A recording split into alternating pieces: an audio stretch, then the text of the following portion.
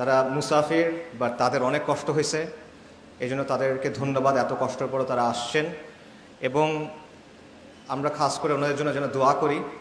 এত কিছু কষ্টের পরও তারা এখানে দাওয়াতের জন্য, কাজের জন্য এখানে আসছেন। আপনাদেরকে ধন্যবাদ যে আপনারা এত কষ্ট করে এখানে আজকে আসতে পারছেন। আচ্ছা, শিক্ষা নিয়ে যেহেতু আলোচনা, শিক্ষা নিয়ে একটা বিখ্যাত উক্তি আছে, নলেজ ইজ পাওয়ার। এই উক্তিটা কার, কেউ জানেন? জ্ঞানী শক্তি, বিখ্যাত উক্তি, ফ্রান্সিস বেকন। এটা হলো ফ্রান্সিস বেকনের উক্তি। সে হলো 16th সেঞ্চুরি ওই সময়কার একজন ব্রিটিশ ফিলসফার, দার্শনিক এবং স্টেটসম্যান, এবং ইউরোপের যেটাকে সায়েন্টিফিক রেভলিউশন বলা হয় সেটার পেছনে খুব গুরুত্বপূর্ণ একজন ব্যক্তি। তো এই কথাটা যদিও উনি বলছেন, ফ্রান্সিস বেকন, বাট কথাটা তার থাকে নাই। কারণ অনেক কথা থাকে যেটা হয়তো বা একজন বলছেন বা একজন লিখছেন, বাট পরবর্তীতে এই কথাটা সবার হয়ে যায়, গণকথা হয়ে যায়। তো ফ্রান্সিস বেকনের কথাটা এরকম হয়ে গেছে, সবাই এই কথাটা গ্রহণ করছে। বিভিন্ন জায়গায় আপনি দেখবেন জ্ঞানী শক্তি, নলেজ ইজ পাওয়ার, এই কথাটা হয়। এবং এই কথাটার একটা অর্থ আমরা ধরে নিছি। যেমন ধরেন, আপনি যখন চিন্তা করেন নলেজ ইজ পাওয়ার মানে কি, তখন আমরা এটার একটা ফ্রেম আছে আমাদের মাথায়, এটার অর্থটা আসলে কি। যেমন ধরেন, জ্ঞানের আলো মানুষকে আলোকিত করে, জ্ঞান মানুষকে শক্তিশালী করে, শিক্ষা আমাদেরকে শক্তি দেয়, শিক্ষা উন্নয়নের হাতিয়ার, যার যত বেশি জ্ঞান তারা তত বেশি আগায় যাবে, বাঁচতে হলে জানতে হবে, এই টাইপের কিছু কথা কিন্তু আছে জ্ঞানের অর্থ। এটি প্রচলিত অর্থ, এটা আমরা মোটামুটি, আমরা যখন মনে করি যে জ্ঞানই শক্তি, তখন আমরা এই অর্থটা বুঝি। কিন্তু এটা আসলে একমাত্র অর্থ না, এই কথাটার আরো গভীর অনেক অর্থ আছে। ওই যে বললাম, এটা গণ হয়ে গেছে, অনেক মানুষ এই কথাটা গ্রহণ করছে, তাই অনেক মানুষ অনেকভাবে এই কথাটার ব্যাখ্যা তৈরি করছে। তো সেই ব্যাখ্যার কিছু ব্যাপার আমাদের চিন্তা করা দরকার। যেমন মনে করেন, আপনি যদি বলেন যে জ্ঞানই হলো শক্তি, তখন প্রশ্ন হবে এই শক্তি অর্জনের উপায় কি। শক্তি অর্জন কে করবে? মনে করেন আমি নিজে অনেক জ্ঞানী হইলাম, কথার কথা, আমি অনেক বই পড়লাম, পরীক্ষা দিলাম, ডিগ্রি হইলো, ঠিক আছে, আমার অনেক জ্ঞান হইলো, আমি শক্তিশালী হচ্ছি। এটা যথেষ্ট কিনা? এটা যথেষ্ট না। আপনার সমাজের মধ্যে জ্ঞান প্রচার করতে হবে, রাইট? তাহলে আপনি শক্তিশালী হতে পারবেন না। সোসাইটির মধ্যে নলেজ লাগবে। আচ্ছা, তো সমাজে জ্ঞান আপনি প্রতিষ্ঠা করবেন, ঠিক আছে, কোন জ্ঞান প্রতিষ্ঠা করবেন? কোন জিনিসটাকে আপনি জ্ঞান বলে চিহ্নিত করবেন আর কোন জিনিসটা জ্ঞানের মধ্যে পড়বে না? জ্ঞানের সংজ্ঞাটাকে ঠিক করবে। জ্ঞানের একটা সীমানা আছে, সেই সীমানাটাকে ঠিক করবে। এই বিষয়টা কিন্তু প্রাসঙ্গিক। এগুলো আমি কেন বলতেছি, কারণ শক্তি নিয়ে কিন্তু সংঘাত হয়। আমরা যখন বলি কোনো কিছু পাওয়ার, পাওয়ার নিয়ে কি হয়? কনফ্লিক্ট হয় না? শক্তি নিয়ে সংঘাত হয়, শক্তির জন্য সংঘাত হয়, হয় না? জ্ঞান নিয়ে কি সংঘাত হয় কিনা? হয়, জ্ঞান নিয়েও সংঘাত হয়। এবং এই লড়াইটা চোখে দেখা যায় না, কিন্তু এই লড়াইটা অনেক গুরুত্বপূর্ণ। এবং এই লড়াইয়ে যে জিতে, তার আসলেই অনেক ক্ষমতা তৈরি হয়। এটা অত্যন্ত গুরুত্বপূর্ণ একটা লড়াই। সমাজে মানুষ কি শিখবে, এটা যে নিয়ন্ত্রণ করতে পারে, তার হাতে অনেক ক্ষমতা। এবং যখন সে একবার এটা নিয়ন্ত্রণ করতে পারে, সমাজের মানুষ ওই সীমানার ভেতরে, ওই ফ্রেমওয়ার্কের ভেতরেই চিন্তা করে। এটাও একটা বড় পাওয়ার। যাই হোক, ওই পাওয়ারের আলোচনা আমরা যাচ্ছি। এটা আমি কেন বললাম, কারণটা হলো আজকের আলোচনার বিষয়বস্তু হলো যে শিক্ষা ব্যবস্থায় সাম্রাজ্যবাদ। কিন্তু আমি আলাপটা করবো একটু অন্য জায়গা থেকে, সেটা হলো জ্ঞান, শিক্ষা এবং ক্ষমতা, এটার একটা সম্পর্ক আছে। এই সম্পর্কটা কি এবং এটা কিভাবে আমাদের সমাজে, আমাদের রাষ্ট্রে ফাংশন করে, কাজ করে, এই বিষয়টা নিয়ে আমি কিছু আলোচনা করার চেষ্টা করবো। এবং এখানে বারবার ওই কথাটা ঘুরে ঘুরে আসবে যে নলেজ ইজ পাওয়ার, ঠিক আছে? বাট একটু তাত্ত্বিক কথা হচ্ছে, আমি আপনাদের জন্য প্রথমে সহজকৃত কথা বলি। আমরা একটা কুইজ করি, শিক্ষা নিয়ে যেহেতু আলোচনা, আমি কিছু কুইজ আপনাদের জিজ্ঞেস করি, আপনারা দেখি পারেন কিনা। মনে করেন, মানে প্র্যাকটিক্যাল একটু আলোচনা থাক শিক্ষার ক্ষেত্রে। ধরেন, আমাকে অ্যান্সার দেন, পৃথিবীর সবচেয়ে উঁচু পর্বতচূড়া, এটার নাম কি? Mount Everest. মাউন্ট এভারেস্ট কখন আবিষ্কার হয়েছে? আচ্ছা, পারেনি, আচ্ছা ঠিক আছে। আচ্ছা, আমেরিকা মহাদেশ কে আবিষ্কার করছে? কলম্বাস। কখন? পারেন নাই, আচ্ছা। ভারতে আসা সমুদ্রপথ, এটা কি আবিষ্কার করছে? Vasco da Gama. কখন আবিষ্কার করছে? আচ্ছা, এটা পারছেন না। অস্ট্রেলিয়া কে আবিষ্কার করছে? একজনও নাই? James cook. আচ্ছা, আপনাদের তো বিসিএস এর প্রসপেক্ট ভালো না তেমন একটা। আচ্ছা, ঠিক আছে, এই যে আমি প্রশ্ন করলাম, আপনারা প্রশ্নের উত্তর দিলেন বা ভাবলেন, পারেন না অনেক উত্তর অবশ্য, কিন্তু এই প্রশ্নগুলো নিয়ে আবার একটু ভাবেন। এই প্রশ্নগুলোর মধ্যে একটা সমস্যা আছে। এই সমস্যাটা আপনারা চিন্তা করেন না, এখানে একটা ফ্রেমিং এর প্রবলেম আছে। আমি আপনাকে দেখাচ্ছি ফ্রেমিংটা। এই প্রশ্নগুলো এমনভাবে তৈরি যেখানে আপনি ধরে নিচ্ছেন একটা নির্দিষ্ট অংশ, মানে একটা নির্দিষ্ট পক্ষ আছে যারা এই জিনিসপত্রগুলো আবিষ্কার করছে। এটার মধ্যে একটা প্রবলেম আছে। দেখেন, আমি বললাম মাউন্ট এভারেস্ট কে আবিষ্কার করছে, কখন আবিষ্কার হয়েছে? সরি, হ্যাঁ, আমি এই প্রশ্নটা জিজ্ঞেস করছিলাম যে কখন আবিষ্কার হয়েছে। এটা হলো 1856 সালে। একটা ব্রিটিশ সার্ভেয়ার ছিল, তার নাম হলো অ্যান্ড্রু ওয়াং। সে 1856 সালে সার্ভে করতেছিল ভারত উপমহাদেশ, এবং সে দেখলো যে এটা সবচেয়ে উঁচু পর্বতচূড়া, এবং সে এটার একটা নাম দিল। আচ্ছা, এর আগে এভারেস্ট ছিল না? ওই এলাকার যারা মানুষজন, নেপালের মানুষ, তিব্বতের মানুষ, তারা এভারেস্টকে চিনতো না? তাহলে সে আবিষ্কার করলো কেমন? আচ্ছা, এই জিনিসটা দেখেন যে যেহেতু ব্রিটিশরা তখন প্রথম দেখছে, ব্রিটিশরা এর আগে পর্যন্ত দেখেন নাই, ইউরোপিয়ানরা এর আগে পর্যন্ত দেখে নাই, কিন্তু সাধারণ মানুষ তো দেখছে। নেপালের মানুষ দেখছে, তিব্বতের মানুষ দেখছে, উপমহাদেশের মানুষ দেখছে, তারা দেখা এটা আবিষ্কার হয় নাই। ব্রিটিশরা যখন দেখলো তখন এটা আবিষ্কার হয়েছে। ঠিক আছে, এটা একটা ব্যাপার। আরেকটা বিষয় দেখেন, এটা নাম দেওয়া হলো মাউন্ট এভারেস্ট। এই এভারেস্টকে একটা লোক ছিল, ব্রিটিশ সার্ভেয়ার, সেও সার্ভেয়ার, তার নাম হলো জর্জ এভারেস্ট। এই লোকের নামে মাউন্ট এভারেস্টের নাম দেওয়া হলো, অথচ এই লোক জীবনে এভারেস্ট দেখেই নাই, তার নামে দেওয়া হলো, এবং আজ পর্যন্ত আমরা এই নামটা ব্যবহার করতেছি। অথচ তিব্বতের মানুষরা এবং নেপালের মানুষদের এটার জন্য আলাদা একটা নাম ছিল। নেপালের মানুষদের নামটা ছিল সাগর মাথা, তার একটা নাম তো সাগর মাথা। তিব্বতেরও একটা নাম আছে, নামটা কঠিন, তাই আমি বলতেছি না, আপনারা খুঁজে নেন। আচ্ছা, তো এতদিন ধরে যারা এখানে হাজার হাজার বছর ধরে আছে, তারা যে নাম দিছে সেই নাম কিন্তু আমরা গ্রহণ করি নাই। নাম গ্রহণ করা হয়েছে কাদের? ব্রিটিশদেরটা। আচ্ছা, এরকম আরো উদাহরণ দেখেন। কলম্বাস আমেরিকা আবিষ্কার করছে নাকি 1496 সালে? এর আগে আমেরিকা ছিল না? ছিল, লক্ষ লক্ষ মানুষ ছিল সেখানে, লক্ষ লক্ষ না, মিলিয়ন্স, কোটি কোটি মানুষ ছিল ওখানে। সভ্যতা ছিল, ইনকা সভ্যতা ছিল, আজটেক সভ্যতা ছিল, কোটি কোটি মানুষের সেখানে বসবাস। কিন্তু ইউরোপিয়ানরা যখন সেখানে গেল তখন আমেরিকা আবিষ্কার হয়েছে, এর আগ পর্যন্ত আবিষ্কার ছিল না, এরকম একটা ব্যাপার। আচ্ছা, আরেকটা দেখেন, ভাস্কো দা গামা ভারতে আসার সমুদ্রপথ আবিষ্কার করছে। এর আগ পর্যন্ত ভারত লুকানো ছিল, কেউ দেখে নাই না।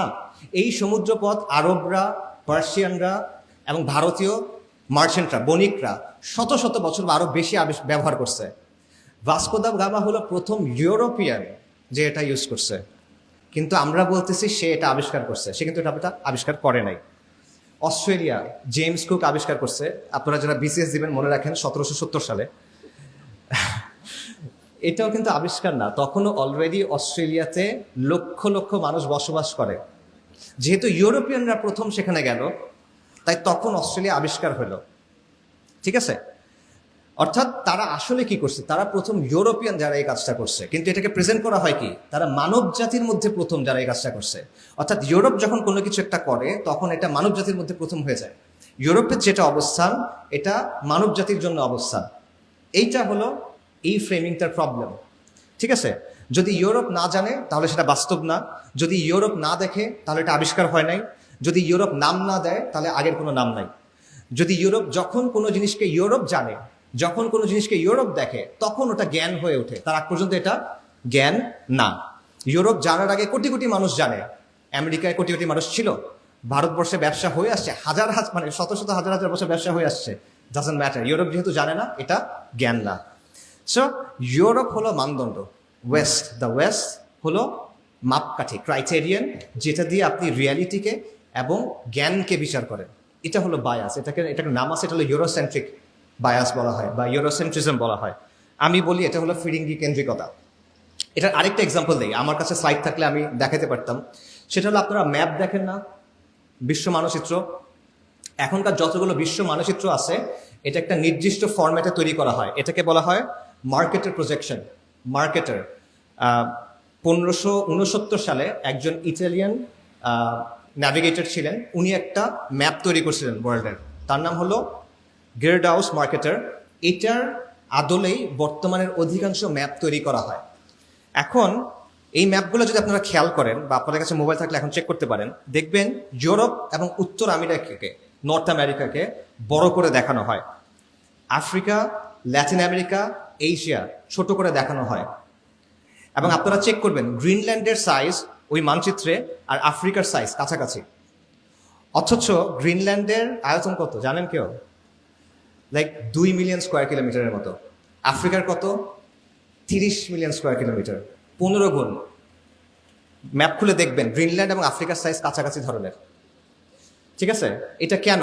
এটা ওই বায়াসের একটা এক্সাম্পল। এটা কিন্তু শুধুমাত্র ম্যাপের ইস্যু না, এটা একটা দৃষ্টিভঙ্গির ব্যাপার। যে পৃথিবীর কেন্দ্র হলো ইউরোপ, ইউরোপ গুরুত্বপূর্ণ তাই ইউরোপ বড়, আর বাকি যে জায়গাগুলো আছে ল্যাটিন আমেরিকা, এশিয়া, অন্যান্য জায়গা আফ্রিকা, এগুলো যেগুলো আছে এগুলো যেহেতু এতটা গুরুত্বপূর্ণ না, তাহলে এগুলো ছোট দেখালেও সমস্যা না। ঠিক আছে, এটার আপনি অনেক প্র্যাগমেটিক লজিক শুনবেন, বাট এই বিষয়টা সেখানে আছে। এবং এটা কিন্তু বিকল্প আছে, মার্কেটের প্রজেকশন যেটা, এটার বাইরে গল অ্যান্ড পিটার্স প্রজেকশন আরেকটা ধরন আছে ম্যাপ তৈরি করার, কিন্তু এটা কিন্তু আমরা ইউজ করি না। ঠিক আছে, তো আমি এই যে উদাহরণগুলো দিলাম, এটার কারণটা কি? এটার কারণটা হলো এই ব্যাপারগুলো আমাদেরকে বর্তমান বিশ্বের একটা বাস্তবতা দেখায়। সেটা হলো যে জ্ঞান কি, যেহেতু আমাদের আলোচনা শিক্ষা নিয়ে, জ্ঞান জিনিসটা আসলে কি? কারণ জ্ঞানের ডেফিনিশনের উপর ডিপেন্ড করবে আপনার এডুকেশন সিস্টেম কেমন হবে, রাইট? সো জ্ঞান কি এই জিনিসটা যখন আমরা ডিফাইন করতেছি, যখন আমরা চিন্তা করতেছি, আমরা ইউরোপিয়ানদের যে ফ্রেমওয়ার্ক সেটার ভেতরেই চিন্তা করতেছি, ইউরোসেন্ট্রিক যে ফ্রেমওয়ার্ক সেটার ভেতরেই চিন্তা করতেছি। ইউরোপ যেটা ঠিক করে সেটাই জ্ঞান, ইউরোপ যেভাবে ঠিক করে সেটাই জ্ঞান, সেটাই সবাইকে শিখতে হবে, সেটাই সবাইকে মানতে হবে। এবং ইউরোপ হলো সূচনা বিন্দু, সবকিছুর অরিজিনাল পয়েন্ট হলো ইউরোপ, ওইটার মতো করে আপনার করতে হবে। এটা আপনার অনেক কিছুকে প্রভাবিত করে, শুধুমাত্র এডুকেশন না, আপনার পলিটিক্সকে প্রভাবিত করে, আপনি ডেভেলপমেন্টের ব্যাপারে কীভাবে চিন্তা করেন সেটার ব্যাপারে প্রভাবিত করে, সমাজের ব্যাপারে এটা আপনাকে প্রভাবিত করে, আপনার চিন্তাকে। সো পশ্চিমা লেন্সটাকে বা পশ্চিমের যে দৃষ্টিভঙ্গি, এটাকে যে সর্বজনীন হিসেবে দেখা, এটা এখানে দুইটা কাজ হয় আসলে। একটা হলো পশ্চিমের যে চিন্তা, পশ্চিমের যে অবস্থান, এটাকে আপনি ইউনিভার্সাল ধরতেছেন, এটা সর্বজনীন, বিনা প্রশ্নে এটা সত্য, সবার ক্ষেত্রে সব যুগে সত্য, এটা মনে করতেছেন। দ্বিতীয়ত, অন্য যে জ্ঞান আছে, অন্যদের যে জ্ঞান যারা পশ্চিমের না, তাদের জ্ঞানটাকে আপনি নাকচ করতেছেন বা তাচ্ছিল্য করতেছেন বা সরায় রাখতেছেন, অপ্রাসঙ্গিক করে রাখতেছেন। এই বিষয়টা এখানে হচ্ছে। এবং এই ব্যাপারটা, এটার মধ্যে একটা পাওয়ারের সম্পর্ক আছে। এই জন্যই আমি বলতেছিলাম যে আমার আলোচনাটা শিক্ষা, জ্ঞান এবং পাওয়ার, এটার সম্পর্কটা নিয়ে। জ্ঞান উৎপাদন করা, এই বিষয়টা নিরপেক্ষ না। এই যে তারা নাম দিচ্ছে, এটা নিরপেক্ষ না, এটা সবসময় কারো না কারো একটা এজেন্ডা, কারো না কারো একটা দৃষ্টিভঙ্গি সেটার মধ্যে মানে গেঁথে থাকে। এই বিষয়টা সবসময় জ্ঞানের মধ্যে থাকে। এবং যে জ্ঞান ঠিক করে, যে নামগুলা ঠিক করে, যে জ্ঞানের ডেফিনেশন দেয়, যে জ্ঞানের সীমানাটা ঠিক করে, সে অনেক বড় একটা পাওয়ার আপনার উপর এক্সারসাইজ করে। এইটা হলো নলেজ ইজ পাওয়ারের আরেকটা ব্যাখ্যা। আচ্ছা, তো এই কথাটা, এই বাস্তবতা আমাদের সমাজে আছে, আমাদের রাষ্ট্রে আছে, আমাদের নিজেদের দৃষ্টিভঙ্গির মধ্যেও এটা মিশে আছে। তো সেটা কিভাবে মিশে আছে ওই আলোচনায় যাচ্ছি, তার আগে সংক্ষেপে কয়েকটা কথা আরো বলি। এই কথাগুলো আমি আপনাদের কিছু প্রশ্ন করে করলাম, কিছু উদাহরণ দিলাম। আপনারা মনে করতে পারেন যে এটা আমি নিজে বানায় বানায় বলতেছি, এটা বানায় বানায় বলতেছি না, এটার লম্বা একাডেমিক আলাপ আছে, অনেক তত্ত্ব, অনেক রিসার্চ, অনেক আর্গুমেন্টস এখানে আছে। ওই যে সেটার ভেতরে ডিটেলে ঢোকার সুযোগ নাই এখন, আমাদের আলোচনার সময় কম, বাট স্টিল আমি অল্প করে খুবই বেসিক কিছু কথা আপনাদের বলি, যেটা আপনাদের বুঝতে সহজ করবে ইনশাল্লাহ। ধরেন আপনারা অনেকে এডওয়ার্ড সাইদের নাম শুনছেন, রাইট? অনেকে হয়তো বা শুনছেন। এডওয়ার্ড সাইদ গত শতাব্দীর একজন অন্যতম চিন্তাবিদ, প্রভাবশালী চিন্তাবিদ, কালচারাল ক্রিটিক, এবং তার খুব বিখ্যাত একটা বই আছে যেটার নাম হলো ওরিয়েন্টালিজম। আপনারা অনেকেই জানেন, 1978-এ বের হয়েছে, এবং যেটাকে পোস্ট কলোনিয়াল থিওরি বলা হয় বা পোস্ট কলোনিয়াল স্টাডি বলা হয়, সেটাকে এটা ব্যাপকভাবে প্রভাবিত করছে। তো এই যে ওরিয়েন্টালিজম বইটা, এখানে ওনার মূল আলোচনার বিষয়বস্তু কি? ওনার আলোচনার বিষয়বস্তু হইল যে পশ্চিমা বিশ্ব একটা নির্দিষ্টভাবে পূর্বকে উপস্থাপন করে, পশ্চিমা বিশ্ব একটা নির্দিষ্টভাবে প্রাচ্যকে উপস্থাপন করে, বিশেষ করে মুসলিম বিশ্বকে, এবং এটার সাথেও ক্ষমতা, শাসন, নিয়ন্ত্রণের একটা সম্পর্ক আছে। তো উনি বলতেছেন যে জ্ঞান আসলে সবসময় নিরপেক্ষ হয় না। আমরা মনে করি জ্ঞান নিরপেক্ষ, বাট জ্ঞান আসলে সবসময় নিরপেক্ষ না। পশ্চিমাদের রাজনৈতিক এজেন্ডা এবং তারা যে জ্ঞান তৈরি করে, এই দুইটার মধ্যে একটা সম্পর্ক আছে, বিশেষ করে কলোনিয়ালিজমের সাথে, উপনিবেশবাদের সাথে, এবং এখনকার যে বিশ্ব আমরা সাম্রাজ্যবাদ বলি, এটার সাথেও। পশ্চিম যেটা করছে, তার ক্ষমতার একটা প্রকল্প ছিল, সে পুরো বিশ্বকে দখল করবে, সে পুরো বিশ্বকে নিয়ন্ত্রণ করবে। সে এই প্রকল্পের সাথে তার জ্ঞান চর্চার যে প্রকল্প, সে দুটাকে মিক্স করছে, একটা আরেকটাকে হেল্প করছে। এটা হলো এডওয়ার্ড সাইডের বক্তব্য। এবং সে যে জ্ঞানটা তৈরি করতেছে, এটার উদ্দেশ্য হলো তার যে শাসন, তার যে আগ্রাসন, তার যে দখলদারিত্ব, তার যে কলোনিয়ালিজম, এটাকে জাস্টিফিকেশন দেওয়া। ঠিক আছে? এবং বর্তমানেও এই বিষয়টা হয়। আগে হয়তো এটা ওরিয়েন্টালিজমের নামে, এখন এটা হয় মনে করেন কাউন্টার টেররিজম স্টাডিজ এটার নামে, ইসলামিক স্টাডিজ এটার নামে, ইভেন ডেভেলপমেন্টাল স্টাডিজ এই জিনিসগুলোর নামেও এটা হয়। কিভাবে? সাইদ একটা পার্থক্য করতেছেন, সেটা হলো নলেজের দুইটা ধরন আছে। একটা হলো পিওর নলেজ, একটা হলো পলিটিক্যাল নলেজ। পিওর নলেজ মানে প্রকৃত জ্ঞান, আরেকটা হলো রাজনৈতিক জ্ঞান। ধরেন প্রকৃত জ্ঞান কি? ধরেন 2+2 = 4, এটা পিওর নলেজ। এটাকে রাজনৈতিকভাবে ইউজ করার কোনো ওয়ে নাই। এটার ব্যবহার করার মাধ্যমে একটা গোষ্ঠী আরেকটা গোষ্ঠীকে, একটা জাতি আরেকটা জাতিকে দমন পীড়ন করতে পারবে না। এটা ব্যবহার করে সে অস্ত্রশস্ত্র বানাতে পারবে, সেটা ভিন্ন কথা, কিন্তু এই জ্ঞান ইটসেলফ এটা নিয়ন্ত্রণের হাতিয়ার না। কিন্তু পলিটিক্যাল নলেজ আছে, যেই নলেজের উদ্দেশ্য হলো রাজনৈতিক বিভিন্ন প্রকল্প বা রাজনৈতিক বিভিন্ন কাজকে বৈধতা দেওয়া। এবং এটার সবচেয়ে ভালো এক্সাম্পল হলো প্রাচ্যবাদ, যেটাকে ওরিয়েন্টালিজম বলা হয়। আপনি প্রাচ্যের একটা বিশেষ ছবি তৈরি করতেছেন, প্রাচ্যকে একটা নির্দিষ্টভাবে প্রেজেন্ট করতেছেন, যাতে করে প্রাচ্যের উপর আপনি কিছু কাজ করতেছেন, এগুলোকে বৈধতা দেওয়া যায়। ঠিক আছে? সো আপনি বলতেছেন কি যে পশ্চিমা বিশ্ব মানে শ্রেষ্ঠ, আর প্রাচ্য মানে হলো ইনফিরিয়ার। আপনি বলতেছেন পশ্চিম মানে উন্নত, পশ্চিম মানে প্রগতিশীল, পশ্চিম মানে আগ্রহী, পশ্চিম মানে গণতন্ত্র, মানে এগুলো সব ভালো জিনিস। আর পূর্ব মানে বর্বর, মধ্যযুগীয়, পিছনে পড়ে আছে, ইত্যাদি ইত্যাদি, অসভ্য মানুষ। রাইট? তাহলে আমি চাই প্রাচ্যের ভালো, পূর্ব দিকে যে মানুষগুলো আছে আমি তাদের ভালো চাই। তো ভালো হবে কিভাবে? আমি পশ্চিমা মানুষ, আমার অনুকরণ করে আমি তাদের হেল্প করতে চাই। সো পশ্চিমারা যে বিভিন্ন জায়গায় গিয়ে গিয়ে দখল করতেছে, উপনিবেশবাদ করতেছে, লুটপাট করতেছে, এটা আসলে খারাপ কাজ না। সে আসলে আপনাকে সভ্য করতে আসছে, তার উদ্দেশ্য আসলে আপনার ক্ষতি করা না। ঠিক আছে? এইটা হলো ওরিয়েন্টালিজমের একটা মূল কাজ, যেটা এডওয়ার্ড সাইড বলতেছেন। তার অর্থাৎ সাদা মানুষ আপনার ভালো চায় দেখে সে আপনাকে মারতে আসছে, সে আপনার ভালো চায় দেখে সে আপনাকে দখল করতে আসছে, সে আপনার ভালো চায় দেখে সে আপনার উপরে জিনিসপত্র চাপাই দিচ্ছে। তার কোনো খারাপ উদ্দেশ্যই নেই, তার উদ্দেশ্য আপনাকে সভ্য করা। সিভিলাইজিং মিশন, এটার নাম আছে সিভিলাইজিং মিশন, হোয়াইট ম্যানস বার্ডেন, অনেক কিছু আছে, রুডিয়ার্ড কিপলিং এর কবিতা আছে, এটসেট্রা। সো এখানে সে কি করতেছে দেখেন, তার দখলদারিত্বের একটা কাজ আছে, সে দখল করতে চায়, লুট করতে চায়, শাসন করতে চায়। এটার জন্য সে একটা জ্ঞান, মানে একটা শাস্ত্র তৈরি করছে, এটা সে একটা ব্যাখ্যা দিচ্ছে, এটা সে একটা বুদ্ধিভিত্তিক ব্যাখ্যা নিয়ে আসছে। এই কাজটা হলো ওই যে বললাম জ্ঞানের সাথে ক্ষমতার সম্পর্ক, এটা হলো সেই সম্পর্কটা। আমি জ্ঞানের একটা ধারা তৈরি করলাম, যার একমাত্র কাজটাই হলো আমার যে রাজনৈতিক প্রকল্প এটার বৈধতা দেওয়া। ঠিক আছে? সো এইটা হলো ওরিয়েন্টালিজমের এডওয়ার্ড সাইডের বক্তব্য, যে পশ্চিমা দখলদারিত্ব বলেন, লুটপাট বলেন, জুলুম বলেন, এগুলোর বৈধতা আসতেছে ওরিয়েন্টালিজম থেকে, প্রাচ্যবাদ মানে জ্ঞানের একটা ধারা থেকে। জ্ঞান এখানে নিরপেক্ষ না, জ্ঞান এখানে রাজনীতির একটা হাতিয়ার। একই ধরনের কথা ফ্রেঞ্চ অনেক দার্শনিক আছে, মিশেল ফুকো এবং এরকম আরো অনেক আছে, তারাও একই ধরনের কথা বলছেন যে জ্ঞান আর ক্ষমতা আসলে আলাদা না। যার হাতে ক্ষমতা আছে সে ঠিক করে যে কোন জ্ঞানটা গ্রহণ করা যাবে, কোন জ্ঞানটা গ্রহণ করা যাবে না, কোনটা আসলে জ্ঞান, কোনটা আসলে জ্ঞান না। এখানে আমি আরেকজন লোকের কথা বলে শেষ করবো, সেটা হলো ডক্টর ওয়াইল হাল্লাক। ওয়াইল হাল্লাক হলো ইসলামিক স্টাডিজের বর্তমান বিশ্বের সবচেয়ে মানে ফরমোস্ট এক্সপার্টদের একজন। তো ওনার বক্তব্য হলো যে এডওয়ার্ড সাইড এই কথাটা বলতেছেন শুধুমাত্র ওরিয়েন্টালিজমের ক্ষেত্রে, অর্থাৎ পশ্চিমা বিশ্ব যখন পূর্বের বিশ্বকে নিয়ে স্টাডি করে তখন এখানে তার একটা রাজনৈতিক প্রকল্প থাকে। এটা হলো এডওয়ার্ড সাইডের কথার একটা সিম্পলিফাইড ভার্সন। ওয়াইল হাল্লাক বলতেছেন যে এটা শুধুমাত্র প্রাচ্যবেদ মানে ওরিয়েন্টালিজমের ক্ষেত্রে না, এটা অন্য আরো অনেক জায়গায়ও আছে। এটা সোশ্যাল সায়েন্স যে ব্যাপারটাকে আমরা বলি, হিউম্যানিটিজের আন্ডারে যে সাবজেক্টগুলো আছে, এই প্রত্যেকটার মধ্যে এই ব্যাপারগুলো আছে। এই প্রত্যেকটার মধ্যে আপনি এমন কিছু বিষয় মানুষের কাছে সর্বজনীন, প্রশ্নাতীত, সন্দেহের ঊর্ধ্বে হিসেবে তুলে ধরতেছেন, যেগুলো আসলে পশ্চিমের রাজনৈতিক যে প্রকল্প সেটার সাথে যুক্ত। যেমন আপনারা কিছু জিনিস জানেন, যেমন ধরেন মানবাধিকার, যেমন ধরেন গণতন্ত্র, যেমন নারী অধিকার, এগুলো একটা ফ্রেম কিন্তু ওয়েস্টের কাছে আছে। যে ফ্রেমটা নিয়ে এসে সে আপনার দেশে আক্রমণ করা বলেন, আপনার দেশে এইড দেওয়া বলেন, আপনার দেশে হস্তক্ষেপ করা বলেন, এগুলাকে সে জাস্টিফাই করে। ঠিক আছে? সো আগে যেটা হতো, জ্ঞানের উদ্দেশ্য ছিল পশ্চিমা কলোনিয়ালিজমকে বৈধতা দেওয়া, এখন উদ্দেশ্য হলো আমেরিকান লিবারেল সেকুলার যে প্রজেক্ট সেটাকে বৈধতা দেওয়া। সো এই ধরনের অনেক চিন্তা, ওয়াইল হাল্লাকের বাইরে আপনি ডি কলোনিয়াল যারা থিঙ্কার আছে তারা অনেকেই এই ধরনের আরো অনেক আলোচনা করছে, আপনারা সেটা দেখতে পারেন।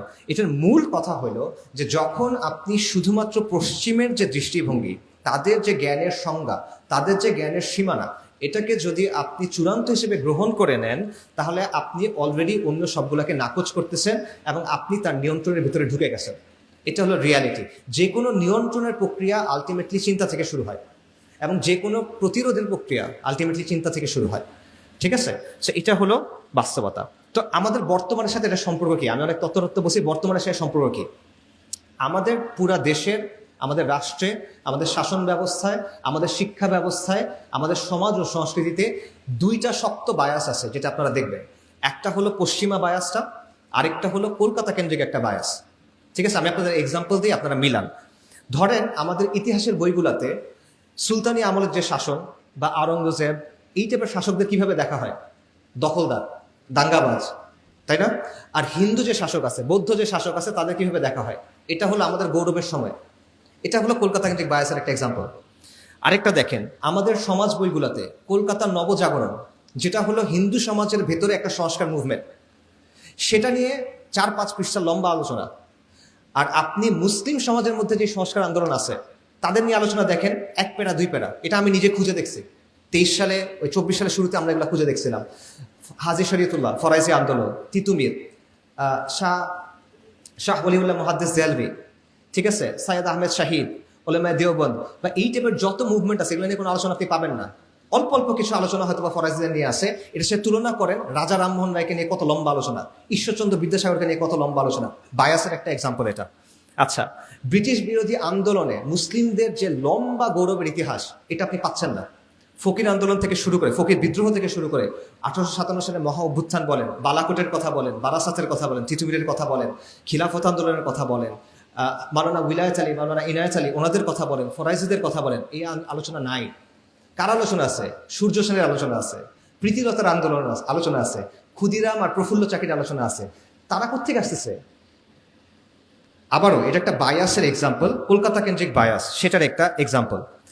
তো এভাবে কি হচ্ছে, আপনার ইতিহাস থেকে আপনাকে আলাদা করে ফেলা হচ্ছে। ব্রিটিশ বিরোধী যে আন্দোলন, আমাদের যে সংগ্রাম, সেখানে আপনার রোল যেটা ছিল, ইসলামের যে ভূমিকা ছিল, মুসলিম পরিচয়ের যে ভূমিকা ছিল, এটা কিন্তু আপনি মুছে ফেলতেছেন। আরও আছে, আপনি শিক্ষার ক্ষেত্রে দেখেন, পর্দার বিধান নিয়ে নেগেটিভ প্রেজেন্টেশন আমাদের বইয়ের মধ্যে এগুলো আছে। আমাদের ইসলাম শিক্ষা বইতে ইসলামের এমন সব ব্যাখ্যা দেওয়া হচ্ছে, যেটা হলো রাষ্ট্রের অনুমোদিত ব্যাখ্যা, সেকুলারদের অনুমোদিত ব্যাখ্যা, সেটা আপনি দিতে পারতেছেন। আমাদের সমাজবিজ্ঞান বইতে জেন্ডার আইডিওলজি এটা আছে, ট্রান্সজেন্ডার বা ঢোকানো হয়েছে, আন্দোলন করে কিছুটা কমানো হয়েছিল, এগুলো আপনারা সব জানেন। আমাদের সমাজবিজ্ঞান বইতে র্যাডিক্যাল ফেমিনিজম থেকে আসা অনেক অবস্থানকে সর্বজনীন সত্য হিসেবে তুলে ধরা হয়েছে। এগুলো হলো ইউরোসেন্ট্রিক বায়াস। ঠিক আছে? সো এটার ফলে কি হচ্ছে, একদিকে আপনি তার অবস্থানটাকে সর্বজনীন হিসেবে তুলে ধরতেছেন, অন্যদিকে আপনার যে অবস্থান, আপনার যে ইমান, আপনার যে দিনের অবস্থান, সেটাকে তাচ্ছিল্য করতেছেন, যেটা আসলে কিছু না। আরও দেখেন, আমাদের এখানে লালমনিরহাটে 69 হিজরি একটা মসজিদ আছে, আমি এটা অনেক জায়গায় আলোচনা করছি, সাহাবা মসজিদ। এইটার কথা আপনারা বইয়ে কিন্তু গুরুত্ব দিয়ে পাবেন না। আদৌ আছে কিনা জানি না আমি, যদি থাকেও গুরুত্ব দিয়ে নাই। অথচ এটা অত্যন্ত গুরুত্বপূর্ণ একটা বিষয়, কারণ এটার ফলে আপনার আত্মপরিচয়ের যে আলোচনা, আপনার ইতিহাসের যে আলোচনা, এটা পুরোটা চেঞ্জ হয়ে যায়। এই যে আমাদের দেশে বলে যে আমাদের দেশে বাংলার ইসলাম চলবে, আরবীয় ইসলাম চলবে না। 69 হিজরিতে এখানে ইসলাম আসছে, ওটা কোন ইসলাম আসছে? 69 হিজরি মানে কারবালার 8 বছর পর। সাহাবারা দুনিয়াতে তখনও রাদিয়াল্লাহু আনহুম ফার্স্ট জেনারেশন দুনিয়াতে আসেন। ওই অবস্থায় যদি ইসলাম বাংলায় আসে, সেটা কোন ইসলাম? কিন্তু আপনি যেহেতু এটা সরাই ফেলছেন, আপনি এখন বলতে পারতেছেন আমাদের আরবের ইসলাম লাগবে। আরবের ইসলাম হলে হবে না, বাংলার ইসলাম লাগবে। আপনি বলতে পারতেছেন আরবের ইসলাম এখানে আসে নাই, পারস্য ঘুরে একটা ইসলাম এখানে আসছে, ওই ইসলাম আমাদের গ্রহণ করতে হবে। তো এই কথাটা আনলে ওই পুরো কথাটা কিন্তু ভেঙে যায়। বাঙালি মুসলিমের পরিচয় নিয়ে যে আলোচনা আছে, পুরাটা আপনি ভেঙে দিতে পারেন, কিন্তু সেটা কিন্তু এখানে আসতেছে না। আমাদের এখানে যে অলিয়া উলিয়ারা আসছিলেন, বাবা আদম শহীদ বলেন, শাহ মাকদুম বলেন, শাহ জালাল বলেন, এরকম অনেকজন আসছেন না, তাদের আলোচনা কিন্তু আপনার বইয়ে নাই। তাদের আলোচনা যেহেতু আপনার বইয়ে নাই, আপনার আত্মপরিচয়ের মধ্যে ওই কথাগুলো নাই। সো এই সবগুলা কি করতেছে, আপনি নিজেকে নিয়ে কিভাবে চিন্তা করেন, এটাকে প্রভাবিত করতেছে না? আপনার পরিচয় নিয়ে আপনি কিভাবে চিন্তা করেন, এটাকে প্রভাবিত করতেছে না? আপনি ইতিহাস নিয়ে কিভাবে চিন্তা করেন, এটাকে প্রভাবিত করতেছে। আপনি ভবিষ্যৎ নিয়ে কিভাবে চিন্তা করেন, সেটাকে প্রভাবিত করতেছে। এবং এটা আমাদের সমাজ ও সংস্কৃতিকে প্রভাবিত করতেছে। ফর এক্সাম্পল, এডওয়ার্ড সাইদের একটা কথা ছিল যে পশ্চিমারা কি করছে, পূর্ব দিকের যারা মানুষ, তাদের একটা ক্যারিকেচার তৈরি করছে। ক্যারিকেচার বুঝেন তো, মানে সে আসলে যেমন, সেভাবে আপনি তাকে দেখান না, আপনি তার একটা বিকৃত রূপ দেখান, যেটাকে অ্যাটাক করা সহজ, রাইট? এই জিনিসটা বাংলাদেশে মানে হুবহু সেকুলার প্রগতিশীলরা করে, হুজুরদের ব্যাপারে, এই আপনাদের ব্যাপারে। হুজুরদের ব্যাপারে, মুসলিম পরিচয়ের ব্যাপারে। দশকের পর দশক নাটক, সিনেমা, মিডিয়াতে আপনারা দেখছেন যে দাড়ি টুপিওয়ালা মানুষ মানে এটা নেতিবাচক জিনিস, হুজুর মানে হলো নারী লোভী, হুজুর মানে প্রতারক, হুজুরের বউ নির্যাতিত, হুজুরের বউকে মুক্ত করতে হবে। কে মুক্ত করবে? সেকুলার প্রগতিশীলরা গিয়ে তাকে মুক্ত করবে। আমাদের কালচার যেগুলো হিন্দুদের কাছ থেকে আসছে বা বৌদ্ধদের কাছ থেকে আসছে, ফানুস উড়ানো থেকে শুরু করে মঙ্গল শোভাযাত্রা টাইপের যত জিনিসপত্র আছে সব বাঙালি সংস্কৃতি, টিপ থেকে শুরু করে সব বাঙালি সংস্কৃতি। আর যখনই ইসলামের কোনো কিছু আসে, যেই ইসলাম 69 হিজরি থেকে এখানে আসে 1400 বছর ধরে, তখন ওটা হলো বাইরের জিনিস। ঠিক আছে, একটা বায়াস, ক্লিয়ার বায়াস আপনি এখানে দেখবেন। সো এইরকম অনেকগুলো ব্যাপার আছে, অন্যান্য জায়গায় আমি আলোচনা করছি, এখানে আর বললাম না। এই সবগুলো কিন্তু হচ্ছে কেন? কারণ আমাদের সমাজের শিক্ষা, আমাদের সমাজের জ্ঞান, আমাদের সমাজের চিন্তা দুইটা লেন্সের ভেতর দিয়ে আসতেছে। একটা হলো ইউরোসেন্ট্রিক বায়াস, আর একটা হলো কলকাতা সেন্ট্রিক একটা বায়াস। আচ্ছা, সো এইটা হলো নলেজ ইজ পাওয়ারের আরেকটা রিয়ালিটি, যে নলেজকে নিয়ন্ত্রণ করে তারা এইভাবে সমাজকে, সংস্কৃতিকে, রাজনীতিকে নিয়ন্ত্রণ করতে পারে। এবং এই পাওয়ারটা বাংলাদেশে কারা এক্সারসাইজ করে? বাংলাদেশের যারা সেকুলার প্রগতিশীল গোষ্ঠী, যারা সংখ্যায় অনেক কম, তারা এই পাওয়ারটা হাতে রাখে। এই যে দেখেন অনেকগুলো সংস্কার কমিশন হয়েছে না, এই সংস্কার কমিশনগুলোর ভেতরে কারা আছে? এই সেকুলার প্রগতিশীল গোষ্ঠী, এরাই আছে। এরা দেশের মানুষের প্রতিনিধিত্ব করে না, কিন্তু তারা ঠিক করতেছে সংস্কার কিরকম হবে। আমরা শিক্ষা নিয়ে আলাপ করতেছি, শিক্ষার সংস্কার ব্যাপারটা একটা পলিসি রিলেটেড আলোচনা, রাইট? পলিসি কি হবে সেটা নিয়ে আলোচনা। তো ওই টেবিলে আপনি তো যেতেই পারতেছেন না, আপনাকে ওই টেবিলে তারা ঢুকতেই দিবে না। ওই টেবিলে তারা এনে বসাচ্ছে কাদেরকে? সেকুলার লিবারাল কিছু মানুষজনকে, তারাই ঠিক করতেছে। অর্থাৎ আপনি যে সংস্কার করবেন ওই সুযোগটা আপনাকে দেওয়া হচ্ছে না, অতটুক পর্যন্ত আপনি যেতে পারবেন না। এই রিয়ালিটিগুলো আছে, আপনি কোনো জায়গায় ধরুন প্রোগ্রাম করতে পারবেন না, কথা বলতে পারবেন না, এই রিয়ালিটিগুলো ওখানে আছে। এবং এটা হচ্ছে এই পাওয়ারটার কারণে। এবং এই পাওয়ারটার ব্যাপারটা এমন যে এটা সেকুলাররা যদিও বানাইছে, আমরা এটা গ্রহণ করে নিয়েছি। এই কারণে অনেক মানুষ যারা মুসলিম, অনেক মানুষ যারা ইসলামের পক্ষে কাজ করার কথা বলে, তারাও এই ফ্রেমের ভেতর দিয়ে চিন্তা করে যে অমুককে আসতে দেওয়া যাবে না, তমুককে আসতে দেওয়া যাবে না, ওই কথা বলা যাবে না, ওই কাজটা করা যাবে না, কারণ ভারত রাগ করবে, কারণ আমেরিকা এই কাজটা করতে দিবে না, সো আমরা এটা করতে দিব না। তারা নিজে একবারে এই কাজটা করতেছে। অর্থাৎ চিন্তার মধ্যে এই প্রভাবটা পড়ে গেছে, ইভেন যারা মুসলিম পরিচয়কে ওন করে বা ইসলামের জন্য কাজ করার কথা বলে। এইটা হলো পাওয়ার, নলেজ ইজ পাওয়ারের রিয়ালিটি হলো এইটা। সো এইটা কেন হয়েছে আমি সংক্ষেপে শেষ করি, বেশি সময় যেহেতু নাই। এটার অনেকগুলো কারণ আছে। এটার একটা কারণ হলো কলোনিয়ালিজম। উইলিয়াম অ্যাডামস নামে একজন স্কটিশ মিশনারি এবং শিক্ষা নিয়ে কাজ করা ব্যক্তি ছিলেন। উনি বলতেছেন যে ইংরেজরা এখানে আক্রমণ করার আগে বাংলায় 80,000 শিক্ষা প্রতিষ্ঠান ছিল এবং প্রতি 400 মানুষের জন্য একটা মাদ্রাসা ছিল। ইংরেজরা এসে এগুলো সবগুলো ধ্বংস করছে। মুসলিমদের অনেকগুলো সামাজিক প্রতিষ্ঠান ছিল যেগুলো ওয়াকফের ভিত্তিতে চলতো, মদাদি মাআশ ছিল, জায়গিরদার ছিল, এরকম ব্যাপার ছিল, যেগুলো বেসিক্যালি মাদ্রাসা, মক্তব, খানকা, মুসাফির খানা, এরকম অনেকগুলো জিনিসকে ফান্ড করতো। ইংরেজরা এই প্রত্যেকটা জিনিস ভেঙে দিছে, আইন করে, দখল করে সব নিয়ে নিছে। যার ফলে যেটা হয়েছে, ওই যে সামাজিক একটা ইকোসিস্টেম ছিল ওটা পুরোপুরিভাবে কোলাপস করছে। তারপর ইংরেজরা রাষ্ট্র শাসনের প্রশাসনিক ভাষা চেঞ্জ করে দিছে হুট করে। একদিকে এগুলো সব ভেঙে দিছে, আরেকদিকে চেঞ্জ করে বলছে আগে ফার্সি ছিল, এখন ইংরেজিতে এই কাজগুলো করতে হবে। কিন্তু মুসলিমদের তো এখন সুযোগই নাই, মুসলিম মধ্যবিত্ত ক্লাসটা নষ্ট হয়ে গেছে। মানে কয়েক দশকের মধ্যে মুসলিম মধ্যবিত্ত ক্লাসটা নিশ্চিহ্ন হয়ে গেছে। তারা আর পারতেছে না বাচ্চাদেরকে স্কুলে পাঠাতে, মানে শিক্ষা প্রতিষ্ঠানে পাঠাতে। এই জিনিসটাও এখানে হয়েছে। সো এটা হলো জাস্ট একটা এক্সাম্পল। আরেকটা জিনিস হলো পশ্চিমাদের একটা দৃষ্টিভঙ্গি আছে শিক্ষার ব্যাপারে, এটাকে এপিস্টেমিক রেসিজম বলে, জ্ঞানতাত্ত্বিক বর্ণবাদ। মানে যেটা আমি বললাম, ওরা যেটা বুঝছে এটাই জ্ঞান, এটার বাইরে আর কিছু নাই। আপনারা ম্যাকওয়ালির কথা শুনছেন হয়তোবা, ভারতের যে শিক্ষা ব্যবস্থা, এটার ফাদার বলতে পারেন তাকে। এই লোকের একটা কথা আছে যে ইউরোপের একটা ভালো লাইব্রেরির একটা তাকে বা একটা ভালো লাইব্রেরির একটা শেলফে যেই পরিমাণ বই আছে এবং সেখানে যে জ্ঞান আছে, পুরা ভারত এবং পুরা আরবের জ্ঞান সেটা সমান না। ঠিক আছে, আবারও শোনেন, ইউরোপের একটা লাইব্রেরির একটা সাইডে যে জ্ঞান আছে, পুরা আরব এবং পুরা ভারতের জ্ঞান এটা সমান না। এটা হলো সহজ ভাষায় এপিস্টেমিক রেসিজম, যেটা তারা বুঝছে এটাই ঠিক, বাকিদেরটা গোনার টাইম নেই, এটা কোনো মূল্য নাই, সহজ কথা। এই দৃষ্টিভঙ্গিটা আমাদের মধ্যে আছে, আমাদের সমাজের মধ্যে এই দৃষ্টিভঙ্গি তৈরি হয়েছে। কিভাবে হয়েছে? কারণ ওরা নিজেদের একটা শিক্ষা ব্যবস্থা তৈরি করছে, ওরা তো শোষণ করে। কলোনিয়ালরা কি করছে, ইংরেজরা কি করছে, 200 বছর ধরে শোষণ করছে, লুটপাট করছে। লুটপাট করার জন্য কিন্তু একটা সিস্টেম লাগে। বাংলাদেশে যখন এলোমেলো লুটপাট হইতেছে, এখন যখন ঝামেলা, হাসিনার সময় মনে করেন সিস্টেমেটিক চাঁদাবাজ ছিল, মানে একজনের চাঁদা দিতে হইতো, এখন মনে করেন 7 জনের চাঁদা দিতে হয়, ঝামেলা কিন্তু। তো লুটপাট করতেও কিন্তু প্রপার সিস্টেম লাগে। এই সিস্টেমের জন্য কি লাগে? কেরানি লাগে। তো কেরানি বানানোর জন্য ওরা একটা এডুকেশন সিস্টেম তৈরি করছিল।